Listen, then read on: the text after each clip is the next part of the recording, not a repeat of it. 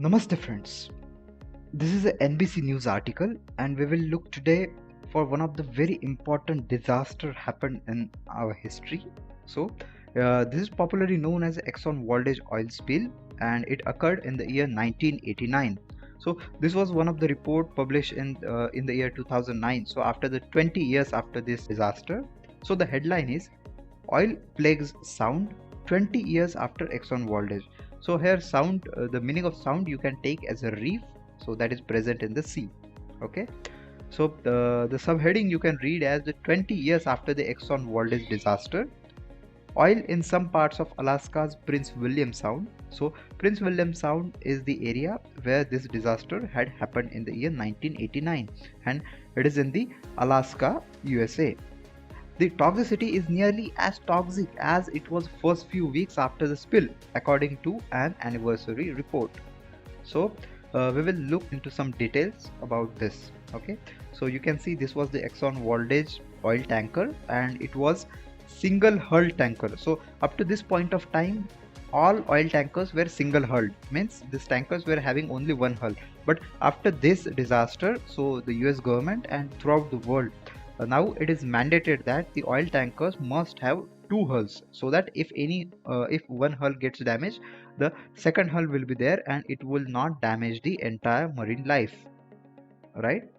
So 20 years after the Exxon Valdez spilled 11 million gallons of crude oil in Alaska's Prince William Sound, oil persists in the region and in some places is nearly as toxic as it was first few weeks after the spill. Means you can understand the level of toxicity. So it is just like as if the disaster happened in last week as well.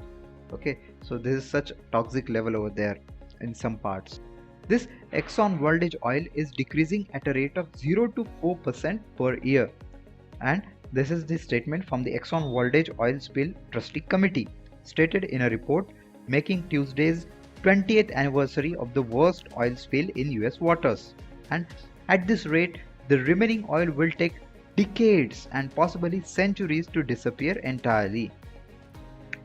The council's finding come 2 decades after the March 24, 1989. So this was the date on which this disaster happened, when a single-hulled Exxon tanker hit a reef, emptying its contents into Alaskan waters.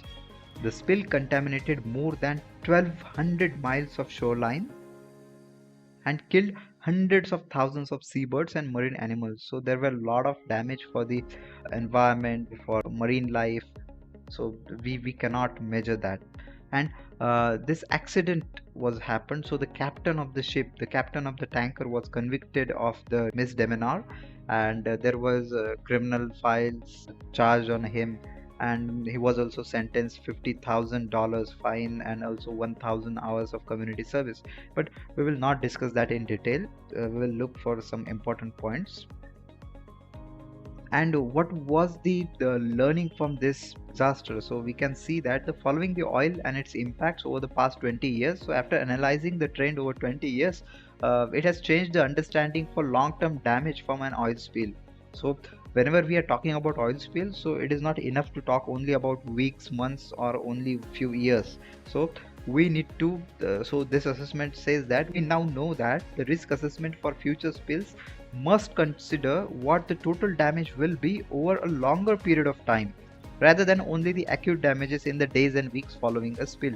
So we may not know the exact damage in that short period of time, and it will take a long period to get to know the exact damage caused by that, right? So one of the most stunning revelations from the studies over the last decade, the council said, is that Exxon Valdez oil persists in the environment. Means still now also it is there, and it is nearly as toxic as it was first few weeks after the spill. So this is very stunning revolution. We can say as a result, some sea otter populations and as well as bird species have been slow to recover. Some of the species recovered from this accident, but many of the species are not able to recover, and some are very slow to recover from that. And the overall damage, we can say some 200,000 seabirds and 4,000 otters were thought to have died from this contamination. And what was the extent of this contamination? Oil found 450 miles away as well. Moreover, surveys have documented lingering oil also on the Kenai Peninsula and Katmai coast over 450 miles away, according to the council. And when that accident happened at that time, and even after 10 years in the year 1919, so the beaches in the sound appeared clean on the surface, but actually the oil was deposited in the subsurface area on the seabed and in many places, okay, subsurface places. So still oil is there. It turns out that oil often got trapped in semi-enclosed bays for weeks, going up and down with the tide, and some of it being pulled down into the sediment below the seabed. So now in this article, there are some more details regarding the ecological impact of this disaster. So which were species more affected and some more details. So if you like, you can go through this article. I have given the link in the description, right? So the outcome of this is double hulled oil tankers are being used in the world now. So the similar requirement for double hulled tankers need to be made globally to protect birds and other wildlife from future spills. So actually, whenever a disaster happens, we should learn from that disaster, and we should foolproof the system so that the mistake will not happen again. So this is the request for all. So we should promote such kind of safety features in other parts of the world for other part of the work as well. And thank you. I will close this video now. So if you like this initiative, please do like, share and subscribe, and hit this bell icon to get notified of our next video. Thank you so much. Have a great day.